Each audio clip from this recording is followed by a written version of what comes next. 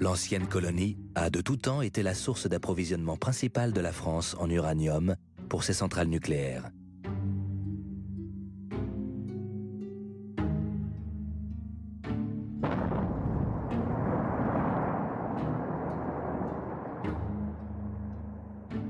Mais en 2007, le président du Niger veut profiter du redémarrage mondial de l'industrie nucléaire pour exiger une hausse des tarifs de vente du minerai d'uranium et une renégociation de la concession de la mine d'Imouraren, destinée à devenir la plus importante au monde. Pour faire face à cette situation difficile, Dominique Pain, l'ancien premier conseiller à l'ambassade de France à Abidjan, est nommé directeur d'Areva au Niger. Au cours de négociations tendues, le président nigérien menace. Vous voulez pas céder sur mes revendications, je ne vous donne pas Imouraren, je le donne aux Chinois. Jamais Tandja ne serait comporté comme ça il y a ne serait-ce 10 ans. Parce qu'il y avait toujours cette relation privilégiée avec la France. Les négociations piétinent. Dominique Pain est expulsé du pays. 15 jours plus tard, Nicolas Sarkozy vient signer l'accord. Mais pour un prix de vente de l'uranium 2 fois plus élevé que dans le passé. Au fond, Mamadou le sait bien, qu'est-ce que je veux faire pour la France?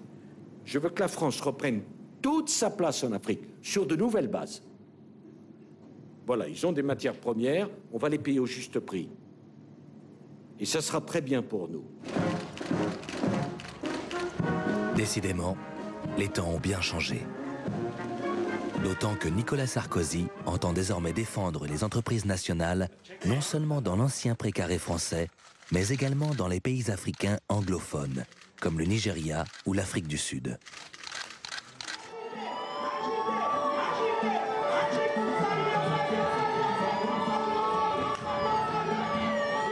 Et le Gabon, ancien allié privilégié de la France.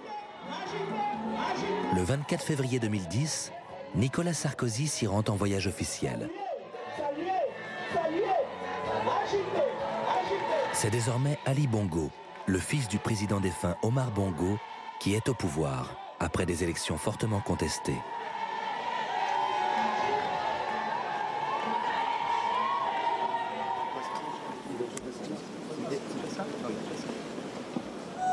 Sur les murs de la salle, 50 ans d'histoire france-africaine. Leurs Excellences, Messieurs les chefs d'État. Mais les discours des présidents montrent bien qu'une page est tournée.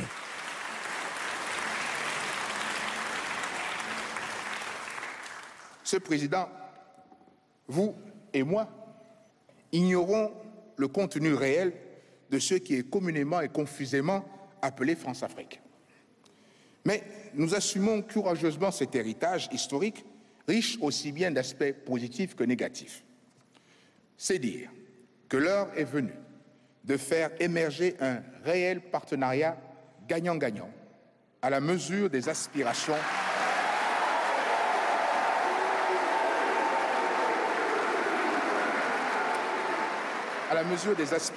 respectives de nos deux peuples.